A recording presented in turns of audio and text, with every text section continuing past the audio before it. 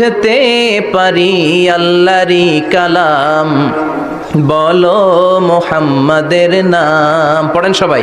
তাওহীদেরই মুর্শিদ আমার মুহাম্মাদের নাম, বলো মুহাম্মাদের নাম। আল্লাহর নাম জপলে বুঝতে পারি আল্লাহরই কালাম, বলো মুহাম্মাদের নাম। আল্লাহু আকবার, আল্লাহু আকবার। তার মানে এই সূরার একটা নাম হচ্ছে তাওহীদ। তাওহীদ মানে একত্ববাদ, ওয়াননেস অফ দ্য ক্রিয়েটর। স্রষ্টা যে একজন, এই ব্যাপারে আমাদের কোনো সন্দেহ আছে? কথা বলেন। আমাদের রব কয়জন? স্রষ্টা কয়জন?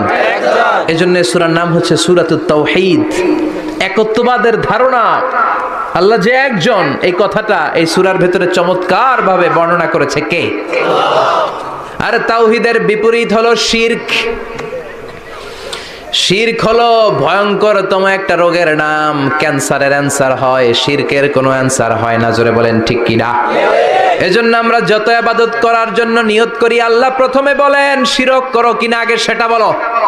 প্রথমে তুমি শিরক থেকে নিজেকে মুক্ত করার ঘোষণা দিয়ে দাও, তারপরে ইবাদত শুরু করো। ইবাদতটা তখন কবুল করে নিবে কে? এজন্য আমরা যখন নামাজে দাঁড়াই আল্লাহ বলে শিরক করো নাকি?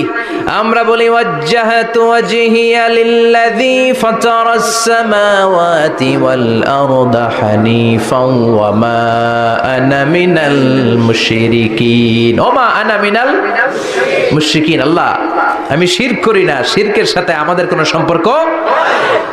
আবার যখন ইজার আর রিদা পরে জিল হজ মাসে হজের জন্য আরাফাতের ময়দানে আমরা চলে যাই, আল্লাহ বলেন হজের ঘোষণা পরে দাও, আগে ঘোষণা দাও শিরক করো নাকি? আমরা তখন ঘোষণা দেই লাব্বাইক আল্লাহুম্মা লাব্বাইক। পারেন না? লাব্বাইক আল্লাহুম্মা লাব্বাইক, লাব্বাইক লা শারীকা লাক লাব্বাইক, ইন্নাল হামদা ওয়ান নি'মাতা লাকা ওয়াল মুলক লা শারীকা লাক। পড়েন লাব্বাইক আল্লাহুম্মা লাব্বাইক, লাব্বাইক লা শারীকা লাক লাব্বাইক, ইন্নাল হামদা ওয়ান নি'মাতা লাকা ওয়াল মুলক লা শারীকা লাক। আমরা বলি লা শারীকা লাক, ঠিক কি না? আমরা যখন হজের জন্য দাঁড়াই আল্লাহ বলে হজ পরে করো, আগে বলো শিরক করো নাকি? শিরকের সাথে সম্পর্ক আছে নাকি? আমরা বলি লা শারীকা লাক, আপনার সাথে কোনো ধরনের শরীক আমরা করি না। তার মানে শিরক হচ্ছে ভয়ঙ্কর অপরাধ। সব গুনাহ আল্লাহ মাফ করে দেয়, সব গুনাহ আল্লাহ ক্ষমা করে দেয়, একটা গুনাহ ছাড়া, সেটা হলো শিরকের গুনাহ। সেটা কিসের গুনাহ? কথা বলেন। এজন্য চাই